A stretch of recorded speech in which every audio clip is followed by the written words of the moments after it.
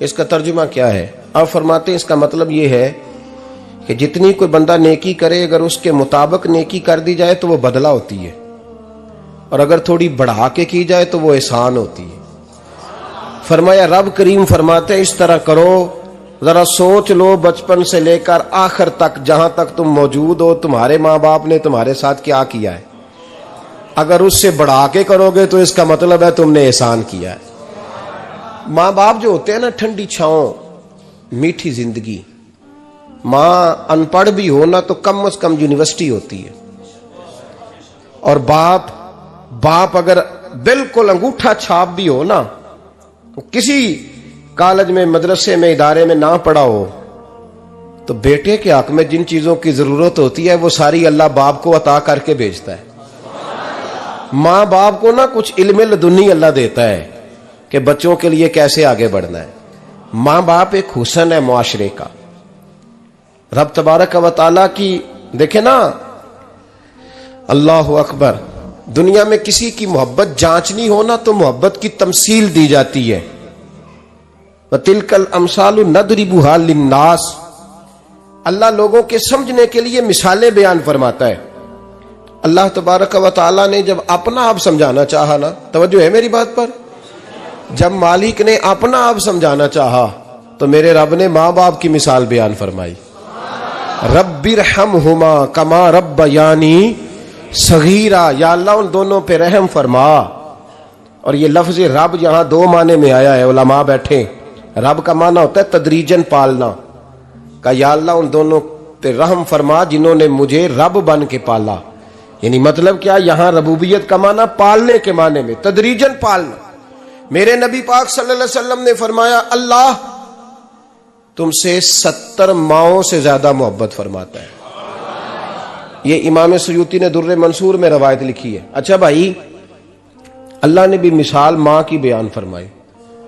फरमाया घर जाके अपनी अम्मा को देख लो, अम्मा तुमसे कितना प्यार करती है। बस उस प्यार को तोलना शुरू कर तो 70 माओं से भी ज्यादा रब तुमसे मोहब्बत फरमाने वाला है। माँ के सीने में ना, देखे ना, एक बच्ची होती है बीए, वो उसने कर लिया, उसकी अम्मा रोज कहती है बेटे सवेरे उठा कर। सास के पास जाएगी तो वो कहेगी कि इसकी अम्मा ने सवेरे उठना सिखाया ही नहीं, और बेटी कहती है अम्मा जी दो जावांगी वेखी जाएगी। अच्छा, उसकी शादी हो गई, उसकी सास ने आहिस्ता आहिस्ता शिकवे शुरू कर दिए, खामन से कहने लगी तू इसको उठाता ही नहीं सवेरे। वो भी कहता है कमरे में जाके अम्मा शिकवा करती है तू उठती नहीं। और बच्ची लाडली थी, वो नहीं थी उठती टाइम पे। जिंदगी के 22 साल 23 साल वो सवेरे नहीं उठी, वक्त पे नहीं उठी, मिसाल दे रहा हूं। फिर उसी बेटी को अल्लाह ने एक बेटा अता कर दिया। सुबह 100 आवाज उसकी अम्मा देती थी पर उसकी आंख नहीं खुलती थी, लेकिन उसी बेटी का बेटा सहरी के वक्त हल्का सा रोता है। सारी दुनिया सोई है पर अम्मा उसकी फटाफट जागती है, फटाफट जागती है। एक आदमी था तो उसकी बीवी इंतकाल कर गई और उसने तलाक दे दी। 10-11 साल का उसका बेटा था, उसने दूसरी शादी कर ली। एक दिन अपने बेटे से कहने लगा बेटे वो सगी अम्मा ठीक थी या ये वाली ठीक है? तो बेटा कहने लगा अब्बा जी ये ठीक है, वो सगी अम्मी झूठ बड़े बोलती थी, सगी अम्मी झूठ बड़े बोलती थी, झूठी थी, ये सच्ची है। उसने कहा बेवकूफ तेरी मां झूठी थी। उसने कहा अब्बा बड़ी। कहा किस तरह? कहने लगा अब्बा जी मैं ना, कभी आपको पता मैं शरारती हूं, कभी मैं शरारत करता था ना, कोई बर्तन तोड़ देता था तो मेरी सगी अम्मा मुझे थप्पड़ मार के बाहर निकालती थी। कहती थी मैं ताला लगाऊंगी बावर्ची खाने को, तुझे सारी रात रोटी नहीं देनी, तू आज भूखा ही रहेगा, बिल्कुल नहीं देना, सारी रात नहीं देना। बड़े दावे करती थी, कसमें उठाती थी, पर बड़ी झूठी थी। आधा घंटा भी नहीं गुजरता था तो गलियों में मुझे ढूंढने लग जाती थी, ढूंढ के लाती थी, ढूंढ के, और ला के ना तो गलती मेरी होती थी, रोना मेरी अम्मा शुरू कर देती थी। वे ओए मैनू ना सताया कर वे पुत्रा। फिर मेरी मर्जी का खाना मुझे पका के देती थी, मेरी मर्जी का, और फिर मेरी अम्मा मुझे तोहफा भी देती थी। अब्बा जी वो झूठी थी, पहले कह रही थी सारी रात नहीं देना, अब आधा घंटा। ये बड़ी सच्ची है जवाब भाई है। मैं शरारत करता हूं तो थप्पड़ मार के निकाल देती है, कहती है रोटी नहीं देनी। फिर मैं सारी रात रो के गुजारता हूं पर नहीं देती। ये सच्ची है, वो झूठी थी। तू मां के दर्द को क्या समझे। बच्चे तो कहते हैं अम्मा ने हमें कैद कर दिया, अम्मा कहती है मेरी मर्जी से खाओ। और तुझे नहीं पता उसने कैद नहीं किया, वो तुमसे प्यार बड़ा सच्चा करती, और बड़ा सच्चा प्यार करती है तेरे साथ, बड़ा सच्चा। बेटा बर्गर खा के आ जाता है, अम्मा कहती है रोटी खा ले, कहता नहीं आपने बैंगन पकाए हुए हैं मैंने नहीं खाने। तो अम्मा मिन्नतें करती है, कहती है चल तू दस की खाना है, तेनू सेवियां ना बना दिया, फटाफट दाल पक जाएगी, क्या खाएगा। अब्बा जी मेरी तरह करीब से कहते हैं छड़ पर भूख लगेगी तो आप ही खा लेगा। लेकिन अम्मा कहती है इसने रोटी ना खाई तो मुझे नींद नहीं आएगी। तो इस दर्द को समझना। मैं गुलाम हूं एक आस्ताने का, और मैं समझता हूं जो किसी का मुरीद ही नहीं, उस पर तो साया ही नहीं, उसे चाहिए किसी बुजुर्ग का साया हासिल करे। लेकिन भाई ये बात भी बड़ी सच्ची है कि मेरे जैसे पीर के हाथ में 5000 रुपया नजराना दो ना, पीर साहब दुआ करना, तो पीर साहब ने दुआ पक्की याद की हुई है सबके लिए, रट्टी रटाई, अल्लाह खैर करे अल्लाह भला करे, और सबके लिए रट्टा लगाया हुआ है। और अम्मा को बेटा वैसे ही कह जाए, वैसे ही अम्मा मैं इंटरव्यू देने जा रहा हूं, जरा दुआ करना, वो बीबियां मंगा के दुआए तंजीना पढ़ाना शुरू कर देती है, और सारी सारी रात मुसल्ले पे बैठी। इस दर्द को समझना। और भाई बड़ा वेल ड्रेस बेटा होता है, वेल ड्रेस नौजवान, वो 18,000 का जोड़ा पहनता है, 7,000 का जूता खरीदता है, वो कीमती किस्म की घड़ी इस्तेमाल करता है। लेकिन उसी बच्चे के जब अपने बच्चे होते हैं ना, तो बीबी को कहता है ये ले 10,000 रुपया, बच्चों के कपड़े खरीद ले, मेरे सही है अभी कल ही तो खरीदे थे। और बाप, और तू समझा ही नहीं यार, 30 साल बाप ने जवानी सारी सऊदी अरब को दे दी, लेकिन तेरा ख्याल रखा। मैं ऐसे लोगों को जानता हूं जिन्होंने 30-30 साल परदेश में कंबल नहीं बदला, और जहां गए थे तो एक कंबल खरीदा था फिर बदला नहीं। तू मां बाप के बारे में, और यहां बच्चे हिसाब करते फिरते हैं, भाई तो पिछले महीने भी 5,000 दिता सी, तुसी पैसे दा कर दे की हो, मां बाप से हिसाब करता है तू।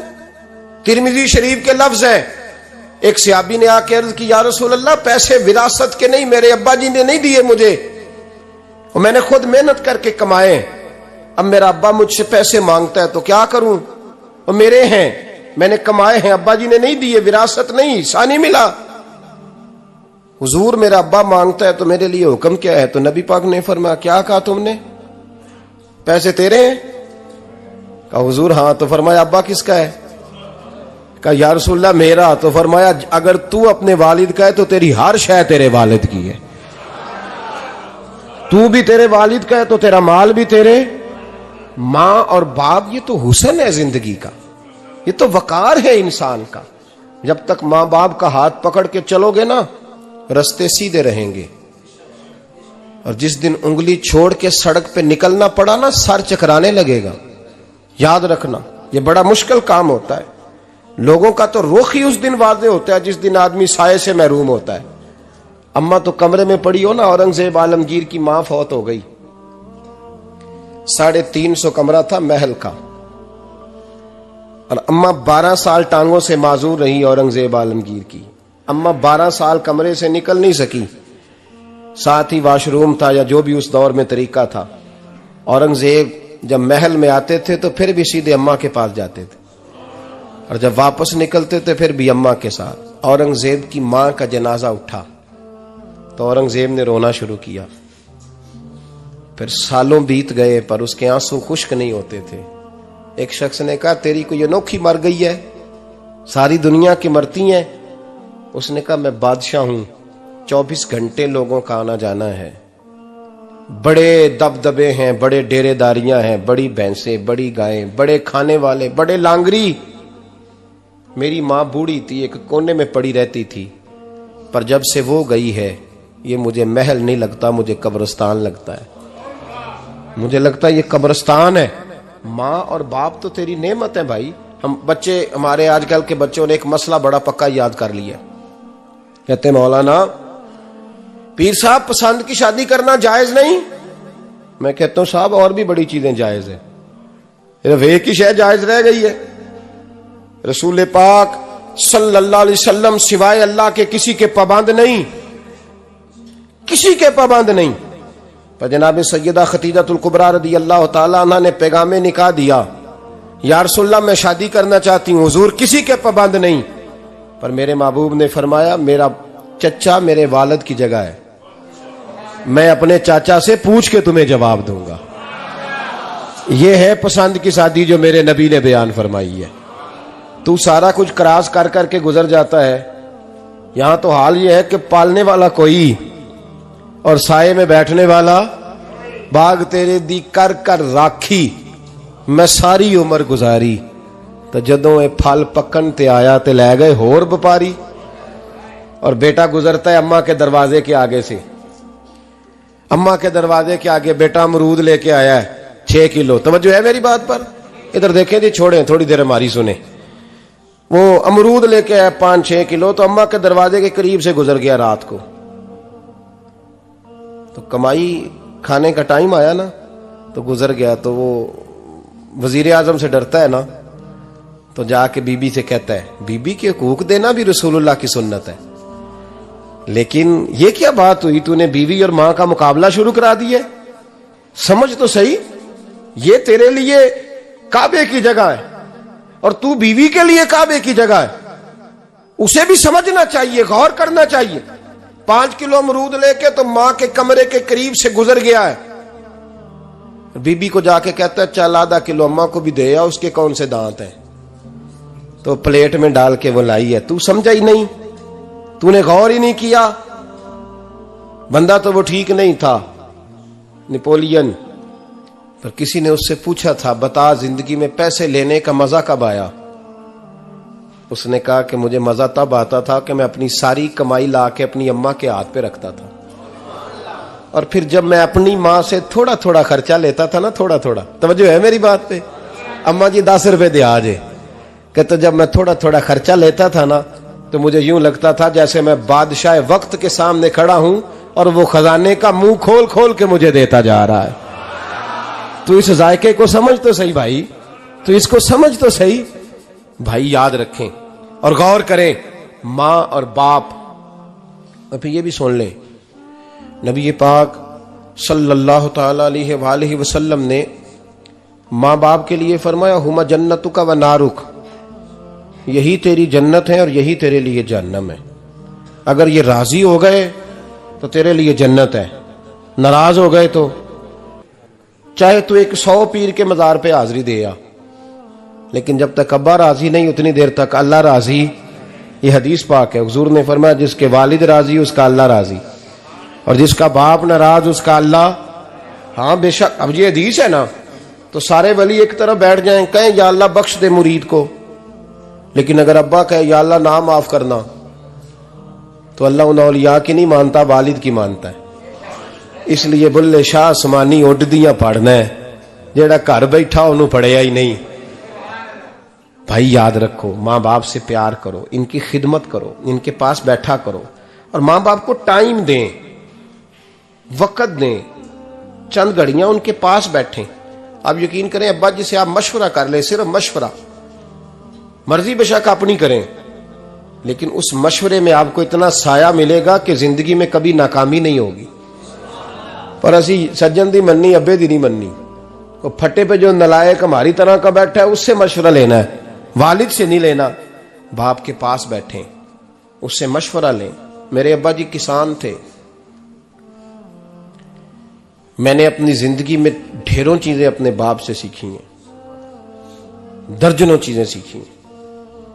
मेरे वालिद बड़े खुददार थे, मिजाज में अजीब सी खुददारी थी। कोई बंदा कभी हाल पूछ लेता था ना कि हालात किस तरह के हैं, तो फरमाते थे भाई अगर बताना हुआ तो अपने अल्लाह को बताऊंगा।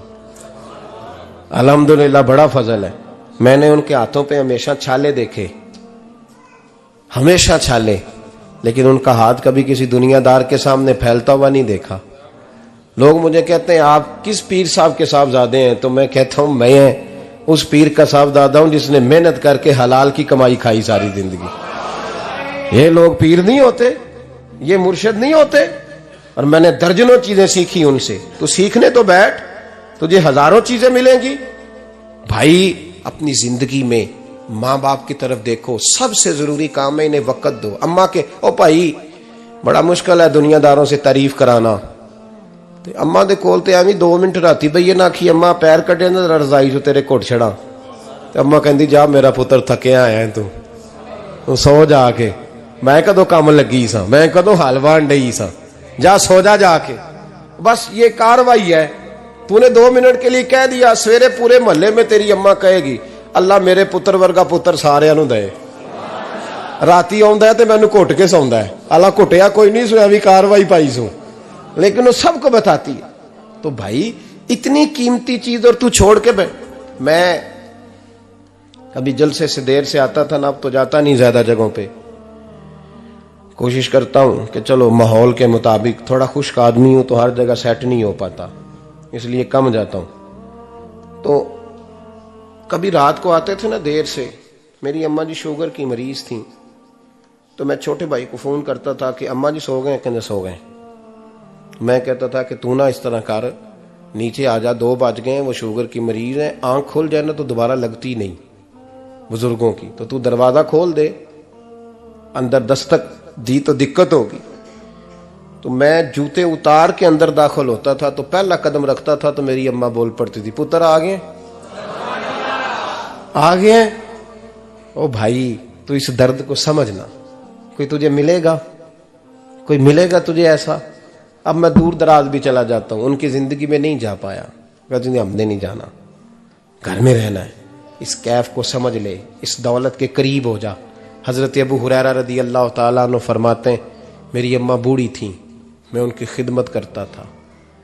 बाप की खिदमत और माँ की खिदमत सबके हिस्से में नहीं आती, ये रब जिसे महबूब रखता है उसे ये मौके अता करता है। खुश नसीब है जिसे बूढ़ा बाप मिले और वो नौकरी करे, खुश किस्मत है जिसको बीमार माँ मिले और वो नौकरी करे। हजरत अबू हुरैरा फरमाते मेरी अम्मा बूढ़ी थी, तो उनका मैदा कमजोर हो गया था, तो मैं उठा के पखाना पेशाब करता था तो कई दफा मेरे ऊपर कर देती थी। ये हजरत इब्न जौजी अलैहि रहमा ने इसको लिखा है, फरमाते हैं मेरे दिल में ख्याल आता था कि मैं बड़ा खिदमत गुजार हूं अपनी माँ का। एक दिन मैं हजरत उमर के पास बैठा था उनके दौरे खिलाफत में, तो एक शख्स आ गया, उस शख्स ने आकर के कहा कि हजरत उमर से हुजूर एक मसला पूछना है। फरमाया पूछो। वो कहने लगा हुजूर मेरी अम्मा बूढ़ी हो गई है, बीमार रहती है, मरीजा है, मुझे आवाज देती है बेटे पेशाब आया है, आवाज देती है, तो मैं अम्मा को उठाता हूं, अभी मैं बैतुल खिला तक वाशरूम तक जाता नहीं कि मेरी अम्मा मेरे ऊपर पेशाब कर देती है। हजरत उमर से कहने लगा हुजूर बचपन में मैं अम्मा पे पेशाब करता था, अब अम्मा मेरे ऊपर कर देती है, तो हक अदा हो गया ना। हजरत अबू हुरैरा कहते हैं जब उसने सवाल पूछा तो मेरे भी कान खड़े हो गए। मैंने कहा ये तो मेरे वाला मसला पूछ रहा है, मेरे वाला मसला पूछ रहा है। मेरे पास एक दोस्त जुमा पढ़ने आते हैं बड़ी दूर से, मुझे कहने लगे हजरत साहब जदों भी मैं आउना ना तुसी मेरी ही गल छेड़ देंदे हो, वो जो बात होती है ना बिल्कुल मेरी होती है। मैंने कहा नहीं यार, जो मैं कर रहा होता हूं वो मेरी भी होती है, वो सारे मुआशरे की होती है। हमें लगता है कि मेरी हो रही है, हालांकि वो बात हमारी सबकी मुश्तरका होती है। सुन ले और याद रख लें। हजरत अबू हुरैरा फरमाते मेरे कान खड़े हो गए। मैंने कहा इसने तो मेरी बात पूछनी शुरू कर दी। हजरत फारूक आजम से कहने लगा हुजूर बचपन में मैं अम्मा पे पेशाब करता था, वो मेरे ऊपर कर देती है, तो हक अदा हो गया। हजरत उमर कहने लगे नहीं कोई नहीं हुआ। उसने कहा हुजूर मुझे समझाएं, वो सारे काम जो मैं अम्मा के साथ करता था अम्मा मेरे साथ करती है, तो क्यों नहीं हुआ। हजरत उमर कहने लगे भाई पेशाब तो तू भी अम्मा पे करता था और अम्मा भी तेरे ऊपर करती है, पर तेरी और तेरी माँ की सोच में बड़ा फर्क है। उसने कहा हुजूर किस तरह, तो क्या जवाब है सैयदना फारूक आजम का, लौ काना नबीय्यम बाद लकाना उमर इब्न खत्ताब। क्या जवाब है। हजरत उमर फरमाने लगे तेरी और तेरी माँ की सोच में बड़ा फर्क है। कहा हुजूर किस तरह। फरमाया जब तेरी अम्मा तेरे ऊपर पेशाब करती है ना, तो तू दुआ करता है कि या अल्लाह बूढ़ी हो गई है इसे पर्दा दे दे, और जब तू अपनी अम्मा पे पेशाब करता था तो वो दुआ करती थी या अल्लाह मेरे लाल को लंबी जिंदगी अता फरमा। फरमाया ये तेरा और उसका फर्क है, तू पर्दे की दुआएं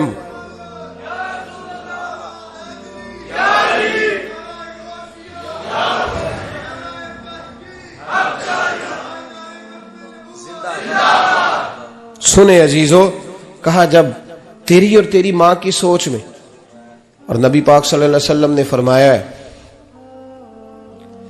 जितने भी गुनाह इंसान करता है ना, अल्लाह करीम सजा को रोक देता है, कयामत में सजा देगा। और जो माँ बाप का नाफरमान है ना, उसको दुनिया में भी सजा मिलेगी। जो माँ बाप का नाफरमान है उसे दुनिया में भी, आप यकीन करें, बच्चे थोड़ा सा पड़ जाते हैं बेचारे, तो माँ बाप से कहते हैं अब्बा जी तुसी पुराने दौर दे हो, तो की पता होवे, और तुझे पता ही नहीं भाई, तुझे खबर ही नहीं, ये पुराने दौर के नहीं, तू बेवकूफों के दौर का है, तू समझ ये कोई तालीम है। अकबर अलाहाबादी ने कहा था हम ऐसी लाखों किताबें काबिले जब्ती समझते हैं, जब्त करने को दिल करता है, हम ऐसी लाखों किताबें काबिले जब्ती समझते हैं जिनको पढ़ के बेटे बाप को खबती समझते हैं। बात है करने वाली, मां और बाप इतना बड़ा दर्जा है। और भाई सुन लो और इस बात को याद रखना, दुनिया में सियाबी होने से बड़ी विलायत कोई नहीं। सारे वली गौस कुतुब अब्दाल मिलके भी सियाबी के कदमों की खाक तक को नहीं पहुंच सकते, लेकिन हजरत अवैसे करनी सियाबी नहीं बन सके, सिर्फ अपनी अम्मा की वजह से पीछे रहे। महबूब ने फरमाया तू वहां रह के मां की नौकरी कर, तेरा नबी तुझसे राजी है। इतना बड़ा काम उन्होंने छोड़ दिया, हुजूर की जाहिरी जियारत नहीं कर पाए, और तू कहता है मैं फलाने पीर साहब के आस्थाने पे होता हूं, अम्मा बड़े भाई के पास होती है, मैं जाता हूं तंजीमों के साथ, जमातों के साथ, और अम्मा फलाने के साथ। ये कैसी बात हुई? ये किस तरह का मसला हुआ? जो तेरी ड्यूटी है उस ड्यूटी को पहले अदा कर, नौकरी को पहले कर, फराइज का अदायगी पहले कर। तू फर्ज छोड़ के नफल के पीछे जा रहा है, इस काम को पहले सर अंजाम दे। मेरे नबी पाक सल्लल्लाहु अलैहि वसल्लम ने फरमाया वालिदैन के नाफरमान को दुनिया में सजा मिलती। हजरत मालिक बिन दिनार रहमतुल्लाह ताला अलैह फरमाते मुझे अल्लाह ने 60 हज करने की तौफीक अता फरमाई। कितने? बोल के बताएं। जिस बंदे के पास इतने पैसे हों कि हज पे जा सके, आ सके, और जितने दिन रहना है घर वालों को खर्चा दे सके, उस पर हज करना फर्ज है। पता है आपको? उस पर हज करना, इसलिए बयान कर रहा हूं कि हज की दरखास्तें जा रही हैं। हम पता क्या कहते हैं? हम कहते हैं बच्चे बड़े होंगे, शादी करूंगा फिर जाऊंगा। ये किसने फतवा दिया है? ये किससे आपने पूछा है? वो जब बड़े होंगे उनकी शादी की चीज उस वक्त आप पे फर्ज होगी। अभी जो फर्ज है उसको अदा करें। और ये तिरमिजी शरीफ की हदीस है, याद रख लें।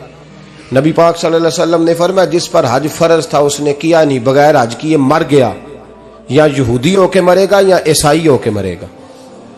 इतना बड़ा हुक्म है हज के हवाले से, लेकिन लोग इंतजार करते रहते हैं पता नहीं किस चीज का। जब आपको अल्लाह मौका दे, हिम्मत दे, तो पहली फुर्सत में ये फरीजा अदा करें, ये जरूरी काम है। हजरत मालिक बिन दिनार फरमाते मैंने 60 हज किए। एक हज के मौके पर मैंने बड़ा रश देखा, लाखों का इज्तिमा हुआ। मेरी बातों की समझ तो आ रही है ना आप दोस्तों? जो नहीं बोल रहे उन्हें भी आ रही है ना? अल्लाह जज़ा दे। कहते लाखों का मजमा था, तो मेरे दिल में ख्याल आया, मैंने कहा अल्लाह इतने लोग आए हैं, इनका हज कबूल भी हुआ कि नहीं? फरमाते मैं सोच रहा था तो रात को ना ख्वाब में मैंने किसी कहने वाले को कहते हुए सुना कि सब का कबूल हो गया। बल्ख का रहने वाला मोहम्मद बिन हारून बल्खी है, उसका हज कबूल नहीं हुआ। फरमाते हैं शहरों के अलग-अलग खैमे लगते थे। अब भी आप हज करने जाएं तो पाकिस्तानियों की रिहायशें अलग होती हैं, इंडियन की अलग, बांग्लादेश के अलग, मिस्री, यमनी, सब लोग अलग-अलग रिहायशें होती, झंडे लगे होते हैं मुल्कों के। कहते मैंने सवेरे उठ के ढूंढना शुरू कर दिया, ढूंढता हूं वो बंदा मिले। कहते जहां बल्ख शहर के लोग रहते थे वहां चला गया, तो मैंने लोगों से पूछा तुम में मोहम्मद बिन हारून बल्खी कौन है? लोग कहने लगे वो तो बड़ा नेक आदमी है, परहेजगार है, बड़े भोले भाले, बड़े अल्लाह वाले, रियाज आपको बस हम ही जानते हैं, वो तो बड़ा नेक है, परहेजगार आदमी। कहते मैंने कहा अच्छा कहां है? उन्होंने कहा पहाड़ के पीछे उसने खैमा लगाया हुआ है, सारी रात इबादत करता है, सारा दिन रोजा रखता है, कायमुल लैल है, साइमुद दहर है। क्या बात? फरमाते मैं उन लोगों की बात सुन के हैरान हो गया कि मुझे क्या बताया गया, ये क्या कह रहे हैं। फरमाते मैं पहाड़ के पीछे गया। हजरत मालिक बिन दिनार अलैहि रहमा फरमाते हैं जब मैं वहां पहुंचा तो मैंने उस शख्स को मुसल्ले पे बैठे देखा। कसरत इबादत के आसार उसके वजूद पर नजर आ रहे थे। सीधा बाजू उसका कटा हुआ था। फरमाते 2 रकते मुकम्मल करके ना मैंने उससे अस्सलामु अलैकुम कहा तो मुझे कहने लगा वालेकुम अस्सलाम, आप मालिक बिन दिनार हैं। मैंने कहा बड़ी इसकी फिरासत है। फरमाते फिर उसने ठंडी सांस ली, कहने लगा आपको ख्वाब आई होगी कि मेरा हज कबूल नहीं हुआ।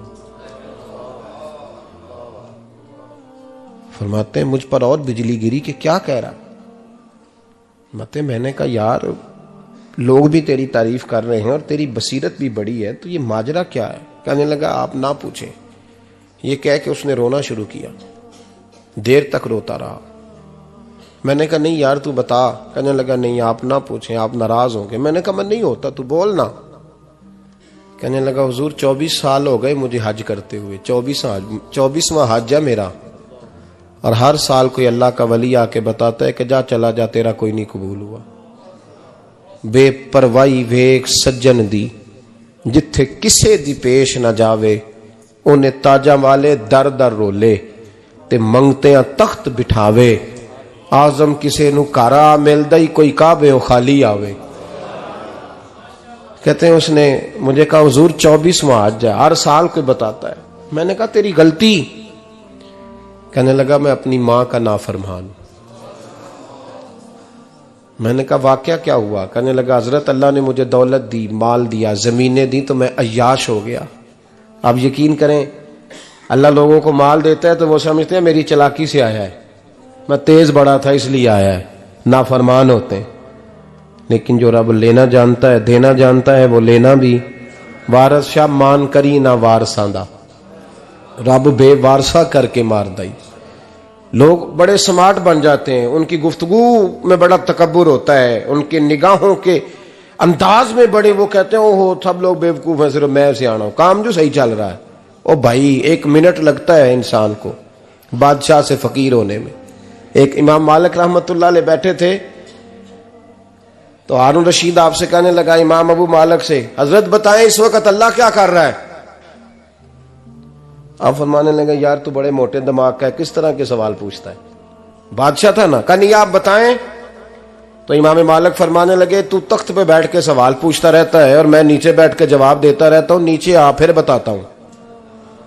उसने कहा जनाब बताएं। फरमाने लगे तू सवाली है ना, तो तू नीचे बैठ और मैं ऊपर बैठता हूं। क्या जनाब आ जाए। हारून रशीद नीचे आ गया, इमाम मालिक तख्त पे बैठ गए। फरमाने लगे अब बता क्या पूछ रहा था। कहने लगा हुजूर पूछा था अल्लाह इस वक्त क्या कर रहा है। फरमाने लगे रब इस वक्त तुझे समझा रहा है कि इस तख्त पे तकब्बुर ना करना, 1 मिनट लगता है मैं तुझे उठा के मालिक को बिठा दिया करता हूं, ये तुझे समझा रहा है, लिहाजा इस समझ पे कायम रहना, तकब्बुर ना करना, 1 ही तो मिनट लगता है, ये तुझे समझा रहा है। तो वो शख्स कहने लगा मोहम्मद बिन हारून बल्खी इमाम मालिक बिन दिनार से कि हुजूर बड़ी दौलत थी तो मैं अय्याश हो गया था। रमजान का महीना था, अम्मा तंदूर में रोटियां लगा रही थी, मैं शराब पी के घर आ गया। हमारे यहाँ ये भी फैशन है ना, अब मेहंदी वाले दिन चौधरी साहब के डेरे पे जवान शराब पीते हैं तो पूछते हैं हाजी साहब आप तो हाजी भी हैं, तो डेरे पे मुंडे क्या करते रहे। कहते मैं डेरे तो था मैनू नहीं पता, वो कार लगे सन। हाजी साहब आपको सारा पता है और अल्लाह आपसे पूछ लेगा। यहां तो कोई आदमी चुप कर जाएगा आपके किलों की वजह से, लेकिन अर्श के मालिक को भी तो जवाब देना है कि नहीं।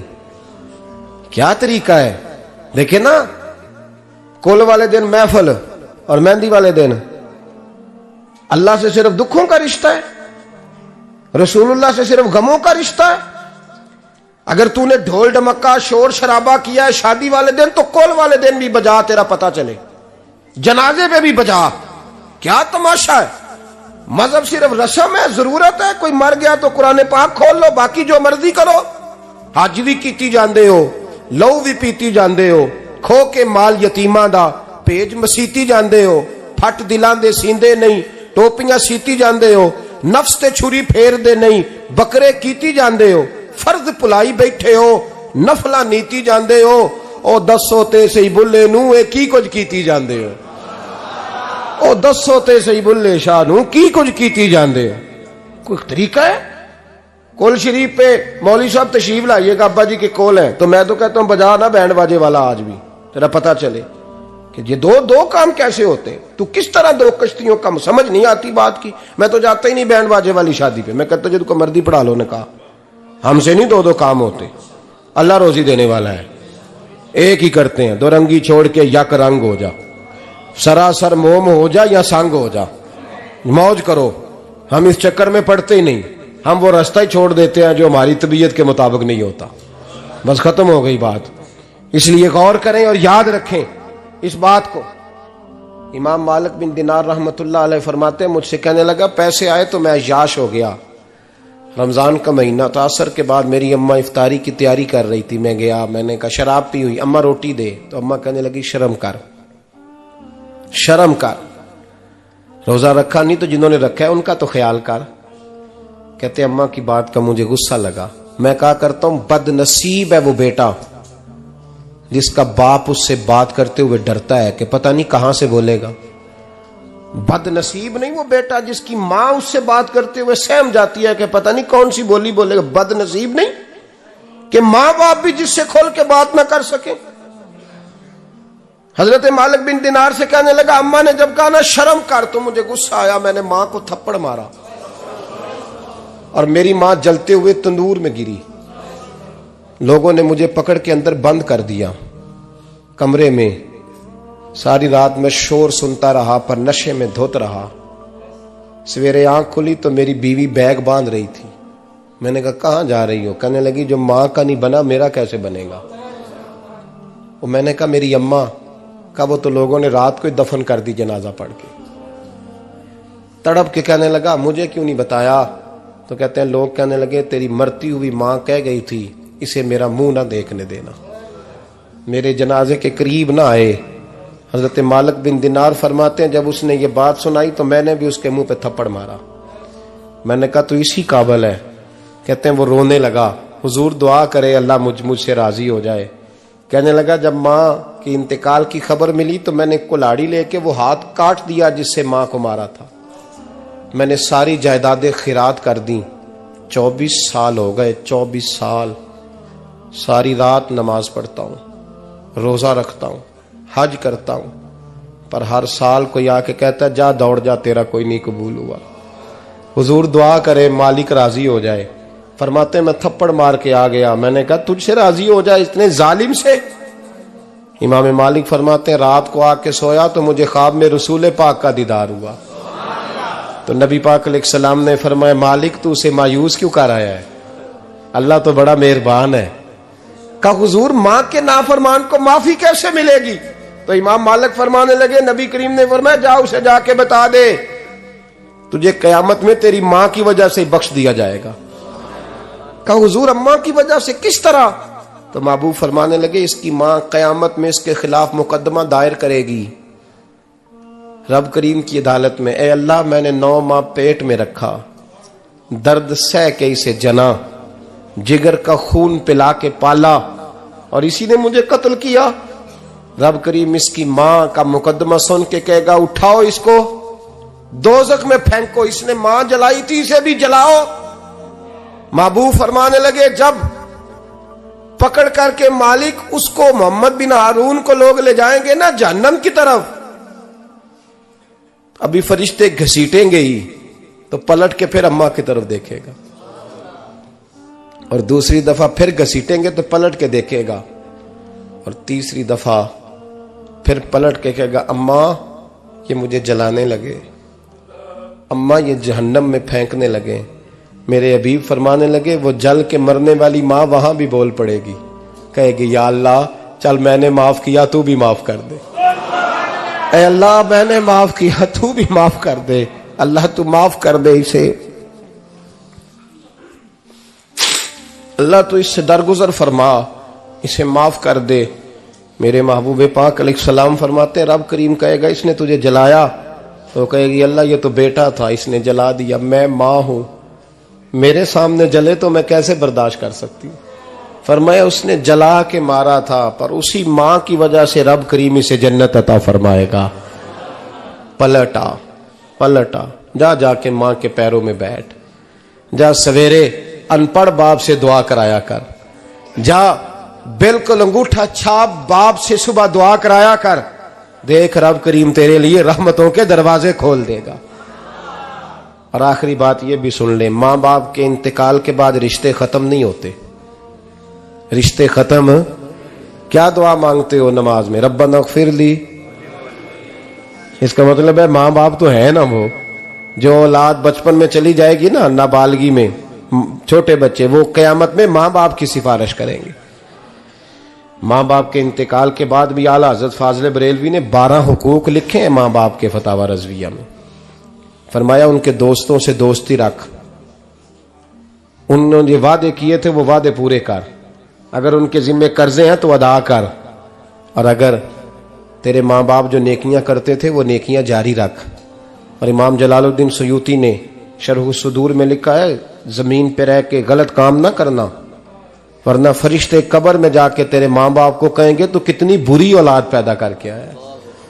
और फरमाया तो दुनिया में रह के अच्छे काम कर, चाहे दुआ मांग चाहे ना मांग, फरिश्ते कब्र में जाके कहेंगे क्या बात है तुम्हारे बेटे की, कैसा लाल पैदा किया है, दुनिया खैर से भर दी है।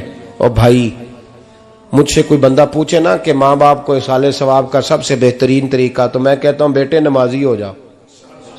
क्या कर, ताकि हर नमाज की आखिरी रकत में तो कहे रब्बना इग़फिरली।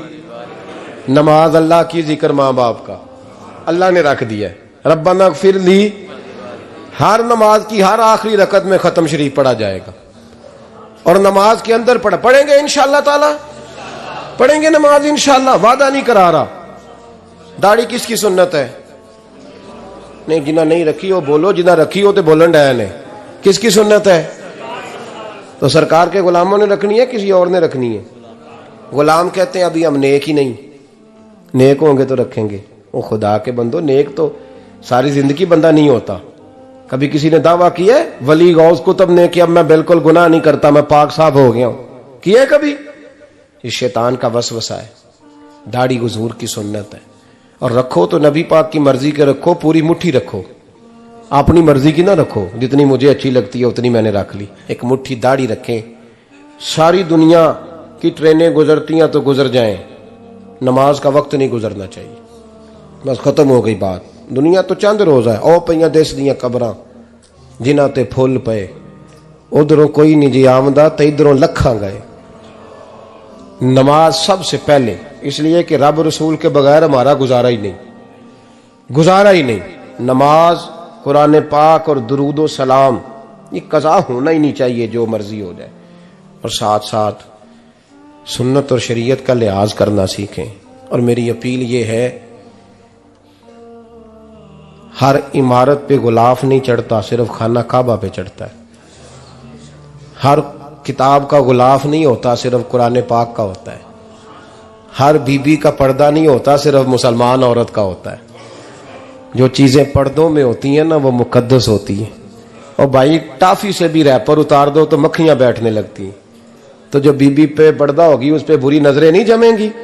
ड्यूटी है आपकी, बेटियों को पर्दा कराएं, बहनों को पर्दा कराएं, माँ बाप माओं को गुजारिश करें। पर्दा हुस्न है मुसलमान का। जिस घर में पर्दा रहता है उस घर में अल्लाह के फरिश्ते रहमत नाज़िल फरमाते हैं। ये कोई फैशन, कोई तरीका, कोई मतलब ही नहीं इन चीज़ों का। बापर्दा करें अपने घरों को। दुआ करता हूँ अल्लाह तबारक व तआला मेरी इस हाज़िरी को कबूल फरमाए। अल्लाह आप सब का आना कबूल फरमाए। और जो कुछ मैंने कहा अल्लाह तबारक व तआला हमारे दिलों में, हमारी रूहों में इस जज्बे को जागुज़ी फरमाए। आखिर दावाना अल्लाह सलामत रखे। अब काफी नहीं हो गया काम? मैं तकरीर भी इतनी करता हूँ 35-40 मिनट की, यहां तो कुछ ज्यादा हो गई है मेरा ख्याल है। तो थोड़ी बात करने की कोशिश किया करता हूँ। चलो मेरी राय ये है कि खुराक थोड़ी हो तो हजम जल्दी हो जाती है। अरसलान साहब से मैंने कहा मेरा खाना ना पकाना। मेरा मौक़िफ़ ये है कि महफ़िलें सस्ती करनी चाहिए ताकि ज्यादा होनी शुरू हो जाए। महंगी बड़ी है, इसलिए मैं दस ना माड़ा बंदा ते हाथ ही नहीं ना पाता। तो मैं कहा करता हूं कि कम से कम खर्चा हो। हमारे करोड़ों रुपया सालाना लगता है महफिलों पे, अगर अरबों कह दूं तो फिर भी बात गलत, लेकिन उसका रिजल्ट हमें उस तरह का नहीं मिलता जिस तरह का मिलना चाहिए। देखें ना, आपने अजमत वालदैन पे प्रोग्राम किया, मेरी राय यह है कि हुकूक ज़ौजैन पे भी होना चाहिए, और शादी से पहले हर बच्चे को मियाँ बीवी के हुकूक का पता होना चाहिए। बाद में 3 तलाकें दे के आ जाते हैं, कहते हैं मैंने पता ही नहीं सी। तो अगर पहले पता कर लेंगे तो ये तमाशा नहीं लगेगा, लेकिन ये काम होता नहीं। बहन भाइयों के हुकूक पर बात होनी चाहिए, ये बड़े जरूरी काम है। और ये भी सारा मेरे नबी पाक का मिलाद ही है, इसलिए कि ये बातें मुस्तफ़ा ने सिखाई हैं हमें सल्लल्लाहु। एक बात कही हजरत ने, मैं अर्ज कर देता हूं। मुहद्दिस इब्न जौज़ी रहमतुल्लाह अलैह एक बुजुर्ग के बारे में फरमाते हैं, वो कहते हैं कि बाज लोगों ने तो उनका अपना नाम लिखा है और बाज जगह पे एक और बुजुर्ग का जिक्र है, और बयान रवायत हज़रत मुहद्दिस इब्न जौज़ी फरमाते हैं। वो कहते हैं कि मैं घर में कोई काम कराना था, काम होते हैं ना छोटे मोटे घर में, तो फरमाते हैं मैं मजदूर लेने गया बगदाद में। चौकों पे मजदूर सारी उम्र का मजदूर ही है ना बेचारा। अमीर तो अमीरतर होता जा रहा है और गरीब गरीबतर हो रहा है। हमारे तो पीर भी लोगों को कह रहे हैं फकीर हो जाओ, खुद अमीर होते जाते, खुद रोज बरोज अमीर हो रहे हैं, दुनिया को कह रहे हैं फकीर हो जाओ। तुम भी तो थोड़ा फकर इख्तियार करो ना भाई, जो दर्ज दे रहे हो। इल्ला माशाअल्लाह, सबकी बात नहीं करता। फरमाते हैं कि मैं ना मजदूर लेने गया, बगदाद के चौक में मजदूर बैठे होते थे, तो मेरी उन मजदूरों में से ना एक नौजवान बच्चे पे नजर पड़ी।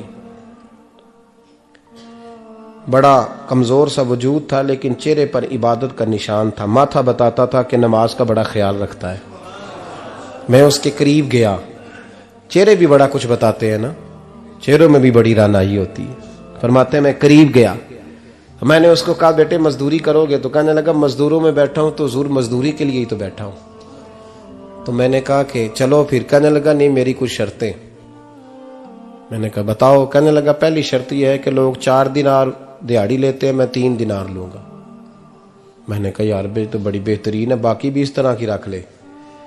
उसने कहा हुजूर दूसरी शर्त यह है कि मैं आपकी मुकम्मल बात मानूंगा, लेकिन जब अजान हो जाएगी फिर आपकी नहीं सुनूंगा। तीसरी बात उसने ये की कि हुजूर मैं आपके घर में काम करूंगा पर आपके किसी सवाल का जवाब नहीं दूंगा। कहते हैं मैंने कहा यार तू बड़ा अजीब है, शर्तें तो मालिकों की होती हैं। कहने लगा जी बहरहाल मैं शर्तें लगा के जाता हूं। फरमाते हैं मैं उसे घर ले आया, काम मैंने उसको बताया, तो जो काम मजदूर सारे दिन में करता है ना, उसने 2 घंटे में कर दिया। हमारे मजदूर सिगरेट पीने में भी तो आधा घंटा लगाते हैं ना, वो चाय पीने जाएं तो पौना घंटा वहां। उनको भी तो दयानतदारी करनी चाहिए कि नहीं करनी चाहिए? ने मुआहदा किया है ना जी, तो पूरा उतरना चाहिए ना। कहते 2 घंटे में। अब काम जब बंदा शुरू कराता है तो काम और निकल आता है। कहते काम मैंने उसको और बता दिया, वो करने लगा। उसने मिट्टी निकाल के रखी थी बाहर रास्ते में, तो अजान हो गई जोर की। उसने वहीं कुदाल छोड़ी कई और चलने लगा। तो मेरा बेटा कहने लगा इसको जरा बराबर कर दो। कहने लगे चुप कर जा, तेरे बाप से बात हुई थी, जब अजान होती है तो मैं किसी और की नहीं सुनता, सिर्फ अल्लाह रसूल की सुनता हूं। कहते हो मस्जिद चला गया, नमाज पढ़ के आया तो दोपहर का वक्त था। मेरी बीबी कहने लगी इसको को खाना खा ले। कहते हमने कहा खाना खा लो, तो कहने लगा मैंने रोजा रखा हुआ, रमजान भी नहीं था, नफली रोजा रखा हुआ। फरमाते हैं शाम हुई, मैंने 3 दिनार दिए, तो मैंने कहा तेरा नाम क्या है? कहने लगा मैंने आपसे कहा था मैं किसी सवाल का जवाब नहीं दूंगा। तो वो चला गया। अगले दिन मैं फिर लेने गया उसे, काम कुछ और निकल आए, तो लोगों ने बताया वो सिर्फ हफ्ते वाले दिन आता है। मैंने कहा क्यों? कहने लगे जी वो कहता है मेरा हफ्ते का खर्चा 3 दिनार है, जब 3 दिनार कमा लेता हूं तो बाकी सारा टाइम अल्लाह रसूल की जिक्र में गुजार दिया करता हूं। फरमाते हैं जी अगले हफ्ते मैं फिर लेने गया, मैंने पूरा हफ्ता इंतजार किया कि काम उसी से कराना है। मैं जब गया तो मैंने कहा चलो। कहने लगा मेरी शर्तें याद है ना? और मैंने कहा याद है भाई, साथ चल। फरमाते हैं काम कराया, 2-3 हफ्ते वो आता रहा। एक हफ्ते में गया तो लोगों ने कहा हुजूर आज नहीं आया। क्यों? कहने लगे बीमार हो गए। कहाँ घर है? कहने लगे बगदाद के कब्रिस्तान के पीछे जो कच्ची आबादी है उसमें रहता है। फरमाते मैं गया, दरवाजे पे दस्तक दी तो कहने लगा हुजूर आप हैं? दरवाजा खुला है, आ जाइए। फरमाते मैं अंदर गया तो मैंने कहा तुम्हें कैसे पता चला मैं आया हूं? कहने लगा हुजूर अल्लाह वाले हो, आप नहीं आना था, वरना अमीर तो गरीबों का पता लेने कोई नहीं आते। कहते मैं करीब गया तो कहने लगा मैं आपका इंतजार कर रहा था, तेज बुखार है, तप रहा। जेब से कुछ पैसे निकाले, कहने लगा ये पैसे रख लें। एक अंगूठी निकाली, कहने लगा हुजूर आज रात को मेरा इंतकाल हो जाएगा, इन पैसों का कफन खरीद के सुबह जनाजा पढ़ के मुझे दफन कर देना, और जब दफन करो तो ये अंगूठी लेके असर के बाद हारून रशीद के पास जाना। आप उसे कहना मैंने मिलना है, पर वो आपको टाइम नहीं देगा। आप उसको आवाज दीजिएगा कि तेरी एक अमानत है मेरे पास, फिर वो आपसे मिलेगा तो अंगूठी दे दें, फिर आप मेरी तरफ से फारिग हैं। हजरत फरमाने लगे तेरा नाम? और कहने लगा हुजूर वक्त थोड़ा है, आज रात मैंने जाना है, बड़ी लंबी माफी मांगनी है रब करीम से, अगर मुनासिब समझे तो मुझे अपने रब से तन्हाई करने दे। फरमाते मैं आ गया, पर उसकी बातों ने मुझे सारी रात सोने नहीं दिया। फरमाते सुबह बड़ी मुश्किल से सूरज निकला, मैं गया, दरवाजे पे हाथ रखा तो दरवाजा खुला हुआ था। अंदर दाखिल हुआ तो खुशबुएं मेरा इस्तकबाल कर रही थी। जब चेहरे से कपड़ा हटाया तो उसका तो इंतकाल हो चुका है, इंतकाल हो चुका है। ऐसे है जैसे किसी का दीदार करके सोया है। कहते मैं तो 2 आदमी ले गया था जनाजे पे, पर पता नहीं दुनिया किधर किधर से आई, कहां कहां से। अखां जदों मीटियां जमाना मैनू रोवेगा, अपना ते अपना बेगाना मैनू रोवेगा, अपना ते अपना। और मियां साहब ने कहा था बाद मरन दे मुखड़ा मेरा हो जावे जे ताजा, फिर समझ लेना महबूब मेरे ने आन पड़िया जनाजा। और किसी उर्दू के शायर ने कहा था मेरे मरने पे हर सू शोर मच जाएगा देखोगे कि अल्लाह को, मेरे मरने पे हर सू शोर मच जाएगा देखोगे, कहने अलविदा सरकार खुद तशरीफ लाएंगे। फरमाते हैं मैं तो 2 बंदे ले गया था, पर पता नहीं मखलूक कहां कहां से आई। जनाजा पड़ा, दफन किया। हारून रशीद के पास में असर के बाद गया, मैंने बुलाना चाहा पर बादशाह था, मेरी तरफ देखा ही नहीं। मैंने उसको कहा तेरी एक अमानत मेरे पास है। फरमाते हैं वो मुझे कोने पे ले गया, क्या बात है, कमरे में बुलाया, मैंने अंगूठी दी। हारून रशीद तो चीखे मारने लगा, कहने लगा अंगूठी वाला कहाँ है? मैंने कहा वो तो इंतकाल कर गया। कहने लगा मुझे कब्र पे ले चल। कहते मैं कब्र पे लाया तो वो लेट गया, तड़प के रोने लगा। मैंने कहा मेरा कलेजा फट जाएगा, ना उसने कुछ बताया ना तूने बताया, ये कौन था? तो हारून रशीद कहने लगा ये मेरा बेटा था। मैंने कहा तेरा बेटा और मजदूर? कहने लगा हुजूर ये हजरत दाऊद ताई के पास बैठा करता था, उनका मुरीद था, मुझे रोज कहता था अब्बा तूने बड़ी दुनिया इकट्ठी कर ली है, मरते वक्त तुझसे टांगे समेटी नहीं जाएंगी, इतना हिसाब नहीं तू दे सकेगा। मैं इसको समझा देता, इसकी अम्मा समझा देती। ये रोज हमें कहता छोड़ दो, आ जाओ अल्लाह रसूल की बारगाह में झुक जाएं, हम समझ। एक दिन ये चला गया, कहने लगा फिर तुम्हारा रास्ता और है और मेरा रास्ता और है। ये सोने की अंगूठी गलती से इसके पास रह गई थी, गलती से हीरे की अंगूठी चली गई। कहने लगा देखो मेरे बेटे ने आज वो भी वापस कर दी है। फिर तड़प के कहने लगा हारून रशीद था तो ये मेरा बेटा, पर मेरा मुर्शद निकला, मेरा पीर निकला। भाई जिंदगी तो बड़ी थोड़ी है ना। बाबा साहब ने कहा था उठ फरीदा सुत्या, और दाढ़ी आ गया पूर, अग्गा नेड़े आ गया, पिछा रह गया दूर। उठ फरीदा सुत्या खलकत वेखन जा, मते कोई मिल जाई बख्शिया ते तू भी बख्शिया जा। उठ फरीदा सुत्या झाड़ू दे मसीत, तू सुते रब जागदा तेरी डाडे नाल परीत। मेरा रब हमें भी अपनी बारगाह में कबूल फरमाए। आखिर दावाना अनिल हम्दुलिल्लाह।